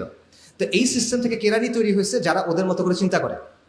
কেরানি মানে বিসিএস দিছে যারা, মানে জিতো যারা, আপনারা এখন নেগেটিভ ভাবে নিতে পারেন, বাট পয়েন্টটা কিন্তু আমলাতন্ত্র যেটা ইংরেজদের বানানো আমলাতন্ত্র, এটা সিম্পলি তাদের যে শাসনযন্ত্র, যেটার মূল কাজ ছিল শোষণ করা, এটাকে প্রপারলি রান করানোর জন্য তৈরি হয়েছে। যেই কারণে এই আমলাতন্ত্রটা এতটা গণবিরোধী, এটা বাস্তবতা। যাই হোক, এখন কি হয়েছে, এই সিস্টেম থেকে যারা বের হয়েছে তারা কিন্তু ইউরোপের চিন্তাভাবনা নিয়ে বের হয়েছে। সো তারা ইসলামের ব্যাপারে, মুসলিম পরিচয়ের ব্যাপারে, ইসলামী যে জ্ঞান সেটার ব্যাপারে তাদের দৃষ্টিভঙ্গি ভালো না খারাপ? খারাপ। সে ইংরেজের চোখ দিয়ে ইসলামকে দেখে। এবং ইংরেজরা যখন গেছে, ক্ষমতায় কাদেরকে বসেছে? এদেরকে, যারা ওদের বিরুদ্ধে 50 বছর 40 বছর ধরে যুদ্ধ করে আসছে, তাদের তো সে বসাবে না। যারা তার অনুগত তাদেরকে সে বসে গেছে। সো এই যে দৃষ্টিভঙ্গি, এটা আমাদের সমাজে রয়ে গেছে। সো এইভাবে এমন একটা অবস্থা হয়েছে যে আমাদের সমাজের এখন অবস্থাটা কি দেখেন, ইসলামের সাথে সম্পর্কিত যে কোনো মূল্যবোধ, যে কোনো বিধান, যে কোনো চর্চা, এটাকে আমরা অনগ্রসর মনে করি, এটাকে আমরা মধ্যযুগীয় মনে করি, এটাকে আমরা ব্যাকডেটেড মনে করি। পশ্চিমা চিন্তা আর দর্শন আর ব্যবস্থা, এটা কি খুব ভালো, এটা হলো প্রগতির পথ, এটা হলো উন্নতির পথ, এটাই করতে হবে, এই তো সুন্দর, ওরা যেহেতু বসে তাই ভালো, এটা আমরা চিন্তা করি। এবং আমরা চিন্তা করি যে ইসলাম লিমিটেড একটা জায়গা আছে, আপনার ব্যক্তিগত জীবনে আপনি এটা পালন করবেন, এর বাইরে যদি এটা আপনি আনতে চান, যে আনতে চাইবে এই লোক সমস্যা, একে দমন করতে হবে, উগ্রবাদী, রাইট, তাকে আটকায় ফেলতে হবে আপনার। সো এইটা হলো আপনার আত্মপরিচয় এবং আপনার আত্মবিশ্বাস, এটাকে সে সম্পূর্ণভাবে ধ্বংস করে দিচ্ছে। আপনি পরিপূর্ণভাবে তার মতো করে চিন্তা করতেছেন অলমোস্ট। এবং আমরা নিজেরা এখন ইসলামের অনেক বিষয়কে সন্দেহের চোখে দেখি, আমরা নিজেরা আমাদের দিন নিয়ে হীনমন্যতায় ভুগি, এবং আমরা পশ্চিমা কাঠামোর বাইরে গিয়ে চিন্তা করতে ভয় পাই। এইটার কারণ হলো এই জ্ঞানতাত্ত্বিক বিষয়টা, ঠিক আছে? আচ্ছা, সো এইভাবে এই পুরা ব্যাপারটা, জ্ঞানের ব্যাপারে এই দৃষ্টিভঙ্গি আমাদের সমাজ, শাসন সবকিছুকে নিয়ন্ত্রণ করতেছে। তো এটা শেকড় কোথায়? এটা শেকড় দুটো জায়গায়, বা একটা জিনিসই, সেটা হলো সেকুলার শাসন বা সেকুলার রাষ্ট্র। মানে আপনি যদি চান, আপনার মনে করেন শিক্ষার সংস্কার করতে চান, কিন্তু শিক্ষার সংস্কারের বিষয়টা যুক্ত হলো সেকুলার শাসন এবং সেকুলার রাষ্ট্রের সাথে। কেন? দেখেন, সেকুলার শাসন আমাদের এখানে চাপায় দেওয়া হয়েছে, এটা কিন্তু মানে ন্যাচারালি এখানে তৈরি হয় না, ফিরিঙ্গিরা এসে এটা আমাদের উপর চাপায় দিছে, এবং এটা তাদেরকে বল প্রয়োগের মাধ্যমে টিকায় রাখতে হয়। ইসলাম কোনোদিন সেকুলার ব্যবস্থা মেনে নিবে না, সেকুলার ব্যবস্থা কোনোদিন ইসলামকে মেনে নিবে না, দুইটার মধ্যে সংঘাত অনিবার্য। তো সে কি করবে? সে এটাকে সবসময় নিয়ন্ত্রণ করার চেষ্টা করবে। এবং নর্মালি সেকুলারিজমের কাজই এটা, যে সে ধর্মকে নিয়ন্ত্রণ করার চেষ্টা করে। ইসলামের ক্ষেত্রে এই চেষ্টাটা বেশি, কারণ অন্য সব ধর্ম সেকুলারিজমের সাথে মিলে নিজেকে চেঞ্জ করে নিছে।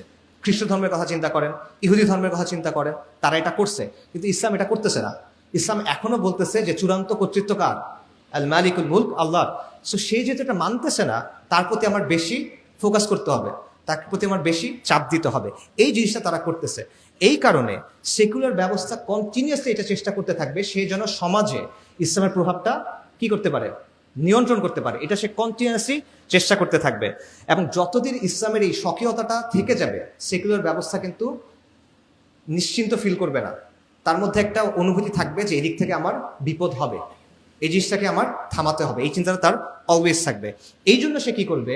সে পাবলিক স্ফিয়ারে ইসলামের যে প্রভাব, এটাকে সে কমানোর চেষ্টা করবে।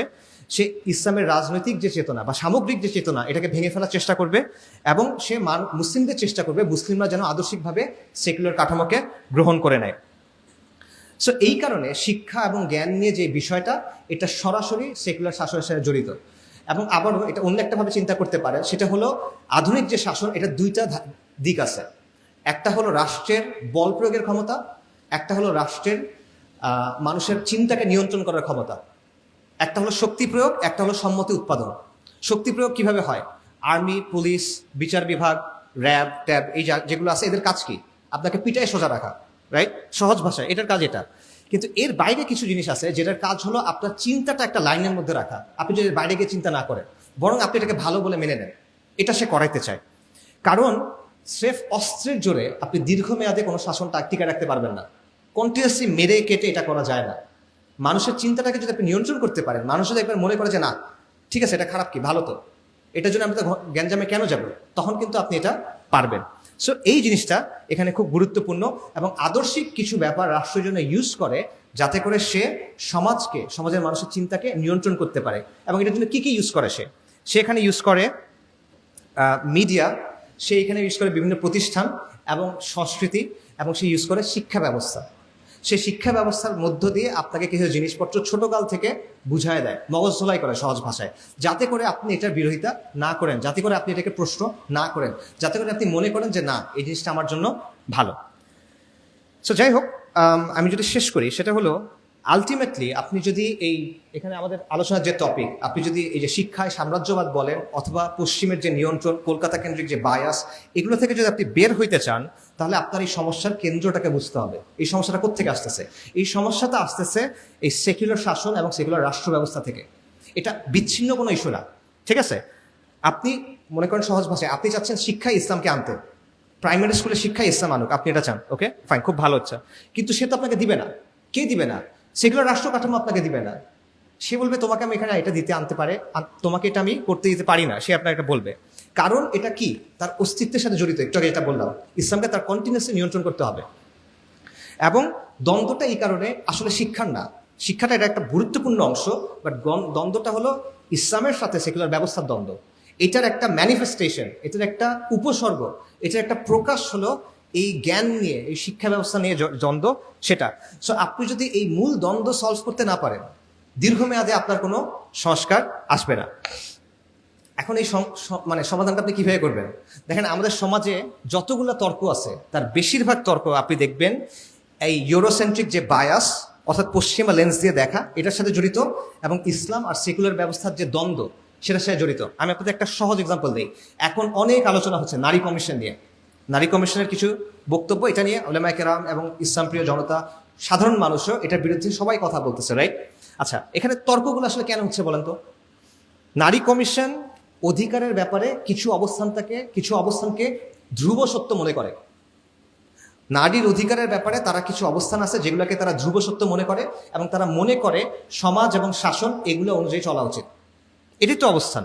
এইটার ভিত্তিতে তারা কিছু পলিসি সাজেশন তৈরি করছে যে আপনার আইনগুলো এভাবে বদলান, আপনার রাষ্ট্রকে এভাবে সংস্কার করেন, এটাই তো। আর আপনি এটা বিরোধিতা করতেছেন কেন? আপনি বলতেছেন এটা ইসলামের সাথে সাংঘর্ষিক, এটা আমাদের আমাদের দিন, আমাদের তেহজিব তামাদ্দুন, এটা সাথে সাংঘর্ষিক, এটা আমাদের পরিচয়ের সাথে সাংঘর্ষিক, এটাই তো। তা আলটিমেটলি তর্কটা হলো, সেগুলো আপনাকে কি বলবে? যে তুমি যে বিরোধিতা করতেছো, এটা তো আসতেছে ইসলাম থেকে। তুমি কোরআনের কারণে বিরোধিতা করতেছো, তুমি সুন্নাহর কারণে বিরোধিতা করতেছো, তুমি তোমার বিশ্বাসের কারণে বিরোধিতা করতেছো। এই বিশ্বাস তো আমরা মানি না। এটা টকশোতে আলোচনা হয়েছে, আপনারা হয়তো দেখছেন, যে ইসলাম মানে না, যে ইসলাম পালন করতে চায় না, তার জন্য তো একটা সলিউশন দিতে হবে। আপনি সবার উপর ইসলামের সলিউশন চাপাই দিতে পারবেন না, রাইট? এটা তাদের কথা। আচ্ছা, এখন কি করতে হবে তাহলে? আমাদেরকে ইসলামের সমাধান দেওয়া যাবে না, আমাদের একটা সর্বজনীন সমাধান দিতে হবে, এমন সমাধান যেটা সবার জন্য প্রযোজ্য, রাইট? এটা তারা বলে। আর সর্বজনীন সমাধান কোনটা? যেটা সেকুলার সমাধান, সেটা। তো এই প্রশ্নের উত্তর কি? এই প্রশ্নের উত্তর দিতে গিয়ে আমরা আটকায় যাই, আমরা অনেকে আটকায় যাই, বাট প্রশ্নের উত্তরটা আসলে খুব সোজা। চিন্তা করেন, তারা যেই বিষয়গুলোকে সঠিক মনে করতেছে, তারা যেই বিষয়গুলোকে কাম্য মনে করতেছে, এই মনে করার পেছনে ভিত্তিটা কি? এটা কোত্থেকে আসতেছে? আপনি যখন বলেন যে আমি মনে করি 5 ওয়াক্ত সালাত আদায় করা উচিত, কথার কথা, আপনি বলতেছেন এটা ভিত্তি কি? কোরআন থেকে আসতেছে। পরিবারের পিতা হলো দায়িত্বশীল, এটা কোত্থেকে আসতেছে? নবী সাল্লাল্লাহু আলাইহি ওয়াসাল্লাম হাদিস থেকে আসতেছে, তাই তো? আচ্ছা, আপনার ভিত্তিটা আপনি জানেন, তার ভিত্তিটা কি? সে যখন বলে, তারা মানবাধিকারের কথা যখন বলে, তার ভিত্তি হলো আন্তর্জাতিক মানবাধিকারের যে আলোচনা, যেটা কে তৈরি করছে? জাতিসংঘ, পশ্চিমারা তৈরি করছে, সেখান থেকে আসতেছে। সে বলতেছে প্রগতির কথা, প্রগতি ভালো, এই জিনিসটা প্রগতির সাথে, আপনাদেরটা প্রগতির সাথে মেলে না, আমাদেরটা প্রগতির সাথে মেলে, এই কথাটা সে বলতেছে। প্রগতির ধারণা সে কোত্থেকে আনতেছে? সেটা আনতেছে পশ্চিম থেকে। সে বলতেছে এটা ডেমোক্রেটিক ভ্যালুসের সাথে সামঞ্জস্যপূর্ণ, গণতান্ত্রিক মূল্যবোধের সাথে সামঞ্জস্যপূর্ণ। এটা সে কোত্থেকে পাচ্ছে? পুরা দুনিয়ার মানুষ বসে একসাথে ঠিক করছে এগুলো গণতান্ত্রিক মূল্যবোধ, পুরা দুনিয়ার মানুষ একসাথে বসে ঠিক করছে এগুলো মানবাধিকার, আমরা সবাই মানছি না, ওরা ঠিক করছে। সেটা সে আপনার উপর চাপা দিচ্ছে। বরং তারা এটাও বলতেছে যে এই কাজগুলো করা উচিত, কারণ পৃথিবীর বিভিন্ন দেশে এটা হয়। এটা কি ধরনের যুক্তি? পৃথিবীর বিভিন্ন দেশে যেহেতু এরকম আছে, তাই বাংলাদেশে এটা করা উচিত, এটা কি ধরনের যুক্তি?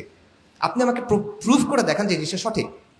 কাজেই এই বিষয়গুলো প্রত্যেকটাকে আপনি প্রশ্নবিদ্ধ করতে পারেন। আমরা সবাই মনে করি যে প্রত্যেকটা মানুষের ন্যূনতম কিছু অধিকার আছে, শুধু মানুষের না, প্রত্যেকটা মাখলুকের আছে হাক্কুল ইবাদ। কিন্তু এই অধিকার কে ঠিক করবে? আল্লাহ ঠিক করবেন। কিন্তু তারা কি বলে, তাদের জায়গায় কি অধিকার ঠিক করে? মানুষের খেয়াল খুশি। এবং তাদের অধিকারের আলোচনাটা কি? সমকামিতার অধিকার আছে, লিঙ্গ বদলানোর অধিকার আছে, ইউথেনেশিয়ার অধিকার আছে, আত্মহত্যা করার অধিকার আছে, ইসরায়েলের গণহত্যার অধিকার আছে, Israel has the right to defend itself, প্রত্যেকটাই আছে। তারা তাদের মতো করে ঠিক করে। তো এটা সর্বজনীন কিভাবে ভাই? সে তার নিজের কিছু অবস্থানকে আপনার উপর সর্বজনীন বলে চাপাই দিচ্ছে, আপনি তাকে প্রশ্ন করেন না কেন? এই বিষয়টা বুঝতে হবে। সে যখন বলে মানবাধিকার আছে, আমিও বলবো হ্যাঁ মানবাধিকার আছে, আমি মানবাধিকার নিব ইসলাম থেকে, তুমি মানবাধিকার নিচ্ছ পশ্চিম থেকে, আমারটা যদি বায়াসড হয় তোমারটা নিউট্রাল কেন?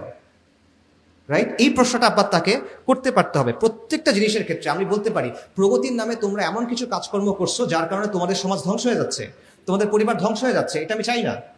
আধুনিকতার নামে তোমরা ভালো অনেক কাজ করছো, খারাপ অনেক কাজ করছো। আধুনিকতার নামে তোমরা প্রকৃতিকে নিয়ন্ত্রণ করার চেষ্টা করছো, যার কারণে এখন ক্লাইমেট ডিজাস্টার হচ্ছে, প্রকৃতি ধ্বংস হয়ে যাচ্ছে। লিটারেলি যে জায়গাটায় আমরা থাকি তোমরা সেটা নষ্ট করে ফেলছো। তাহলে এটা পুরোপুরি ভালো কেমনে হয়? আমি মনে করি না এটা ভালো। ব্যাপারটা বুঝতে পারছেন? আপনার ধর্মের ব্যাপারে সে যেমন প্রশ্ন বলতে পারে যে এটা তো তোমার বিশ্বাস, আমার বিশ্বাস না। তার অবস্থানের ব্যাপারে আপনি বলতে পারেন এটা তো তোমার মত, এটা তো আমার মত না, তুমি এটা কিসের ভিত্তিতে আমার উপর চাপাই দিচ্ছ? সো এই বিষয়টা বুঝতে হবে। আপনার অবস্থান যেমন বায়াসড, যদি আপনি বলেন বায়াসড, তার অবস্থানও আলটিমেটলি বায়াসড। সে যে কাজটা করছে সেটা হলো তার নিজের অবস্থানটাকে সে নিরপেক্ষ বলছে। মনে করেন আপনি সালিশ করবেন, সালিশের মধ্যে যে সালিশ হয় তার কিন্তু নিরপেক্ষ হইতে হয়, রাইট? কিন্তু সে যদি আসলে একটা পার্টি হয়, তার নিজের এখানে একটা স্বার্থ আছে, কিন্তু সে সবাইকে বুঝাইছে সে নিরপেক্ষ, তখন কিন্তু সে সালিশে জিতছে, সে যেটা চায় এটাই হয়। তো এই বিষয়টা বোঝা খুব জরুরি। পশ্চিমারা এবং সেকুলাররা এক্স্যাক্টলি এই কাজটাই করছে। তারা আপনার অবস্থানটাকে বলছে বায়াসড, তাদের যে বিশ্বাস, যেই বিশ্বাসের ভিত্তি হলো মানুষের খেয়াল খুশি, এটাকে তারা বলতেছে সর্বজনীন। এই কাজটা তারা করতেছে। সো যাই হোক, যদি আমরা শেষ করি, সেটা হলো আপনার একটা বিশ্বাস কাঠামো আছে, তার একটা বিশ্বাস কাঠামো আছে। আপনার বিশ্বাস কাঠামোর দিক থেকে আপনি এক ধরনের শিক্ষা চান, এক ধরনের সমাজ চান। তার বিশ্বাস কাঠামোর দিক থেকে সে এক ধরনের বিশ্বাস চায়, এক ধরনের সমাজ চায়, এবং দুটা মিলতেছে না, দুটার মধ্যে সংঘাতের মতো একটা অবস্থা। এখানে কোনো নিরপেক্ষ অবস্থান নাই। এটা ভুলেও মনে করবেন না যে সেকুলার অবস্থান নিরপেক্ষ অবস্থান। দুনিয়াতে কোনো নিরপেক্ষ অবস্থা হয় না। আপনি এটা, কেউ যদি এসে বলে আমি বেদের শাসন চান, আপনি বুঝেন এটা নিরপেক্ষ না। কেউ এসে বলে বাইবেলের শাসন চাই, আপনি বুঝেন নিরপেক্ষ না। ত্রিপিটকের শাসন চাই, নিরপেক্ষ না। কিন্তু কেউ এসে যখন বলে আমি XYZ মতবাদের শাসন চাই, তখন আপনি মনে করেন নিরপেক্ষ। এটা আমাদের ভুল। কোনো নিরপেক্ষ অবস্থা দুনিয়াতে নাই। প্রত্যেকটা অবস্থান, এটার পেছনে কোনো না কোনো বিশ্বাস থাকে। এটা দর্শনে অনেক পুরনো একটা আলাপ, এটার নাম হলো এপিস্টেমিক রিগ্রেস। এটাতে আর ঢুকতেছি না। নিরপেক্ষ কোনো অবস্থান নাই, এটা হয় না, সম্ভব না। এখন দেখেন, সমাজের একটা অংশ এটা চায়, একটা অংশ এটা চায়, এটা সমাধান কিভাবে হবে? আমরা যে সমাধানের কথা বলি কিভাবে হবে, এটা দুইটা ওয়ে আছে। একটা হলো ডায়ালগ, আলোচনা করা। সেকুলাররা আসলো, যারা ইসলামের পক্ষে তারা আসলো, আমরা বললাম যে সামগ্রিক কিছু স্বার্থ আছে সমাজের সামগ্রিক কিছু কল্যাণ আছে, এগুলোর দিকে তাকায় আসেন আমরা আলোচনা করি, আপোষ রফা করি। কিছু জায়গায় আপনি ছাড় দেন, কিছু জায়গায় আমি ছাড় দিই, কথার কথা। এরকম একটা সমাধান হতে পারে। কিন্তু আমার মতে এটা জীবনেও হবে না। কেন হবে না? কারণ সেকুলাররা এটা চায় না। তারা জমিদারি চায়, তারা একচ্ছত্র আধিপত্য চায়, এবং তারা যেহেতু শক্তিশালী এখন, তারা এটা করতে আগ্রহী না। তারা মনে করে যে সে আপনাকে পিষে ফেলতে পারবে, সে আপনাকে সরাই দিতে পারবে। এটা হলো একটা বিষয়। আর দুই নম্বর বিষয় হলো, আসলে তাদের সাথে শেয়ার্ড স্বার্থ আমাদের আছে কিনা, কোনো কল্যাণের ব্যাপারে, কোনো একটা ভবিষ্যতের ব্যাপারে আমরা একমত হতে পারতেছি কিনা, এটা নিয়েও আমি আসলে শিওর না। মানে তারা কি ধরনের বাংলাদেশ চায়, বা তারা এই ভূখণ্ডের জন্য কি ধরনের ভবিষ্যৎ চায়, আর আপনি কি ধরনের ভবিষ্যৎ চান, আমার মতে এই দুটো আসলে মেলে না। তো যদি না মেলে, তাহলে আপনি আপোষ করবেন কেমনে? না মেলে আপনি ডায়ালগ করবেন কেমনে? আচ্ছা, আর যদি ডায়ালগ না হয়, তাহলে অপশনটা কি? একটা অপশন বললাম ডায়ালগ, আরেকটা কি? একটা হলো ডমিনেশন, নিয়ন্ত্রণ করা, আধিপত্য করা। এবং এটাই এখন ওরা করতেছে। ওরা আমাদের উপর পিওর অ্যান্ড সিম্পল আধিপত্য করতেছে। কিভাবে করতেছে? রাষ্ট্রযন্ত্রের মাধ্যমে, প্রতিষ্ঠানের মাধ্যমে, কালচারাল হেজেমনির মাধ্যমে, এবং ফোর্সের মাধ্যমে, লিটারাল শক্তি প্রয়োগের মাধ্যমে তারা আপনাকে নিয়ন্ত্রণ করতেছে। এবং এটা তারা পাইছে কিভাবে? কারণ ব্রিটিশদের রাষ্ট্রযন্ত্রটা তারা পাইছে। ব্রিটিশরা তো কি করছিল? আমাদেরকে মেরে কেটে নিয়ন্ত্রণ প্রতিষ্ঠা করছিল। সেটাই তারা পেয়ে গেছে। পাশাপাশি তারা সাংস্কৃতিক এবং সামাজিক বিভিন্ন বয়ান বানাইছে, প্রতিষ্ঠানগুলোর উপর তাদেরই নিয়ন্ত্রণ ছিল, সেটার মাধ্যমে সে এখন এই ব্যাপারগুলো কন্ট্রোল করতেছে, আধিপত্য করতেছে। কাজেই আপনি যদি এটাকে কাউন্টার করতে চান, এটি আসলে মূল কথা, আপনি যদি এটাকে কাউন্টার করতে চান, হ্যাঁ ঠিক আছে, সংস্কারের অনেক আলোচনা আমাদের করতে হবে, কারণ কোনো সমাধান একদিনে আসে না।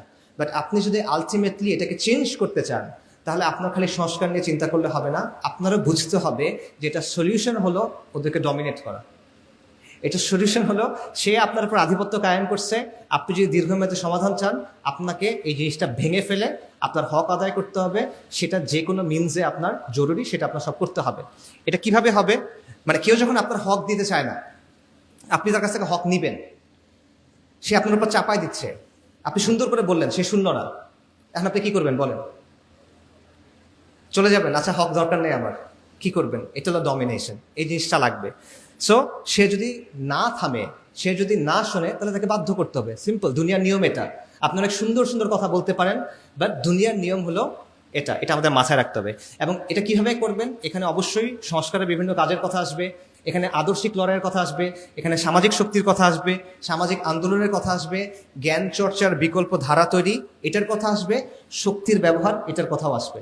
এটা হলো প্লেন অ্যান্ড সিম্পল রিয়ালিটি। কারণ শিক্ষাটা শুধু কারণ তর্কটা শুধুমাত্র শিক্ষা নিয়ে না, তর্কটা শুধুমাত্র জ্ঞান নিয়ে না, এটার সাথে ক্ষমতার একটা প্রশ্ন জড়িত। ক্ষমতার প্রশ্নের সমাধান শুধুমাত্র তত্ত্ব দিয়ে হয় না, ক্ষমতার প্রশ্নের সমাধান শুধুমাত্র জ্ঞান চর্চা করে হয় না, ক্ষমতার প্রশ্নের সমাধান শুধুমাত্র সংস্কারের মাধ্যমে হয় না। Knowledge is power. আখিরে দাওয়ানা আলহামদুলিল্লাহি রাব্বিল আলামিন। আসসালামু আলাইকুম ওয়া রাহমাতুল্লাহ। শুক্রিয়া, জাযাকাল্লাহ। আমি আমাদের শ্রোতা ভাইদের কাছে অনুরোধ করব যে এতক্ষণ আপনারা ধৈর্য সহকারে ছিলেন, আর মাত্র 5 থেকে 7 মিনিট আমাদেরকে সময় দিন। আমাদের 5 থেকে 7 মিনিটের মধ্যে ইনশাআল্লাহ আমরা শেষ করব। সেই দুপুর থেকে আমাদের মাঝে অবস্থান করছেন, অলংকৃত করে আছেন চেয়ার, সভাপতিত্বের চেয়ার, আমাদের শ্রদ্ধেয় স্যার মুস্তফা মঞ্জুর স্যার, ডক্টর মুস্তফা মঞ্জুর স্যার। স্যারের শুভেচ্ছা এবং সংক্ষিপ্ত আলোচনা শুনে ইনশাআল্লাহ এবং সর্বশেষ দোয়ার মধ্য দিয়ে আমরা বিদায় নিব। আপনাদের কাছে অনুরোধ থাকবে যে আপনারা এ পর্যন্ত ধৈর্য সহকারে ছিলেন, আর 4 থেকে 5 মিনিট আপনারা ইনশাআল্লাহ থাকবেন, স্যারের কথা শুনবো এবং সর্বশেষ আমরা দোয়া পরিচালনার মধ্য দিয়ে আমরা যাব ইনশাআল্লাহ।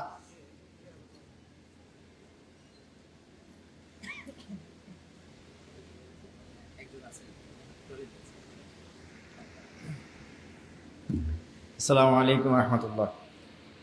বিসমিল্লাহির রহমানির রহিম। আলহামদুলিল্লাহি রাব্বিল আলামিন, ওয়াসসালাতু ওয়াসসালামু আলা নবিয়্যিল আমিন ওয়া আলা আলিহি ওয়া সাহবিহি আজমাইন।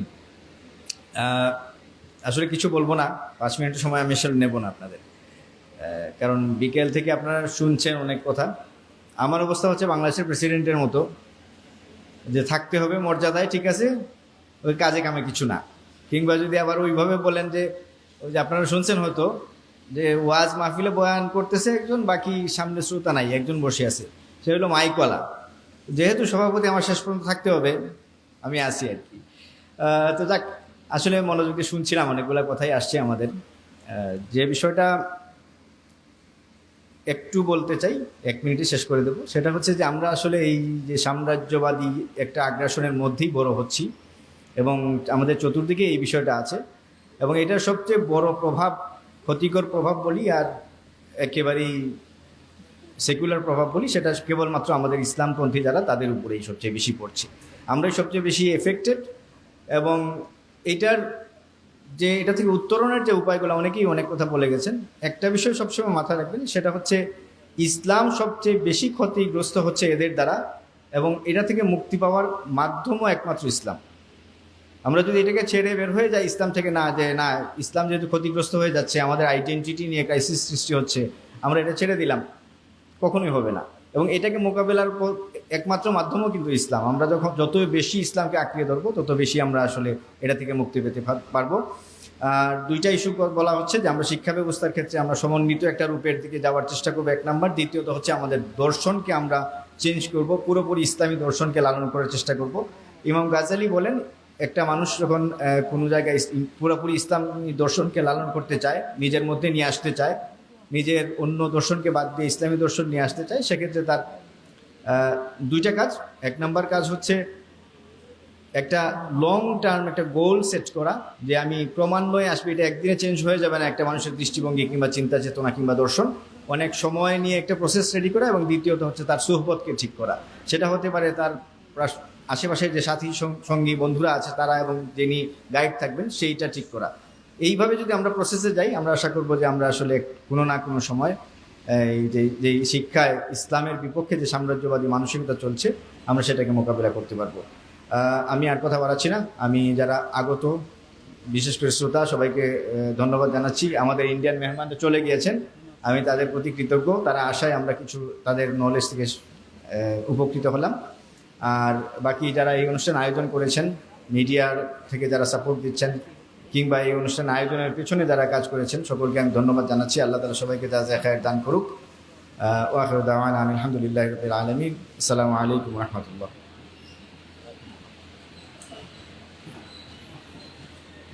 এই আলোচনা যা হয়েছে আমাদেরকে একটা কাজ দিয়েছেন, সেটা হলো ইসলামাইজেশন অফ এডুকেশন নিয়ে কাজ করা।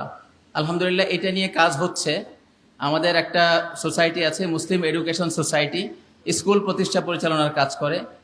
আরেকটা হলো দাওয়া ফাউন্ডেশন, যারা মাদ্রাসায় জেনারেল এডুকেশন ইনক্লুড করার কাজ করে। আরেকটা হলো আফটার স্কুল মক্তব নিয়ে কাজ। আমরা এই কাজগুলো করছি। আপনারা আজকের এই আলোচনায় আপনারা কি নিয়ত করলেন? আপনারা এই কাজ এডুকেশনের লাইনে কাজ করবেন কিনা? ইনশাআল্লাহ আর একটু জোরদার হলে ভালো হয়। আল্লাহ তাআলা সবাইকে কবুল করেন। এখন ইনশাআল্লাহ দোয়া করবেন আমাদের মেহমান হযরত মাওলানা আবু আইয়ুব আনসারী নদভী সাহেব সংক্ষিপ্ত কথা বলবেন এবং দোয়া করবেন।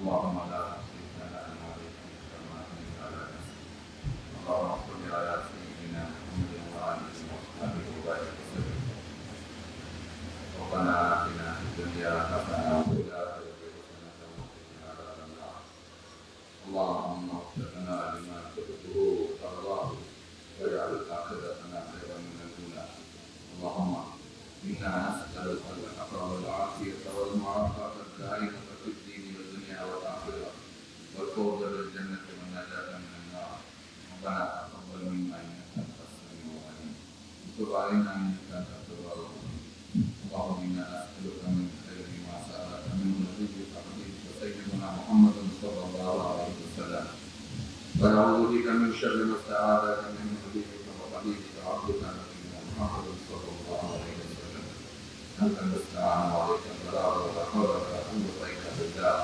صلى الله على النبي سيدنا محمد وبارك وسلم والحمد لله رب العالمين.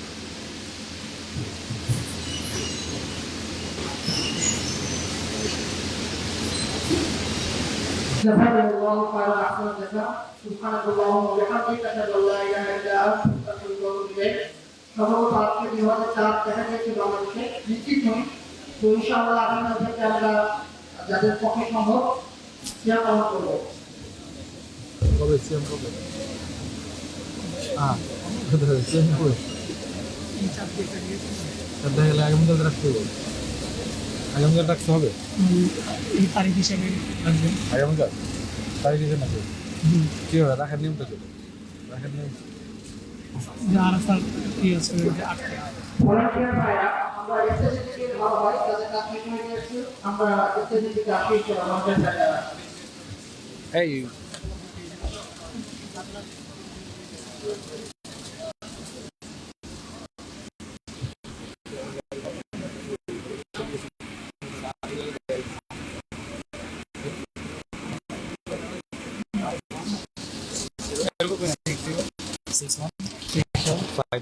ফাইভ টু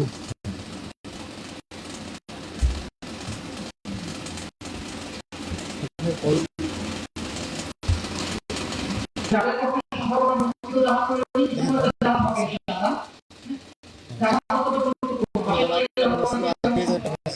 আচ্ছা রূপক আয়ু কি ওকে পড়াশোনা শেষ সেশন টেলিভিশন আপনি কোথায় করছেন ঢাবিতে কোন সাবজেক্টে জি স্যারের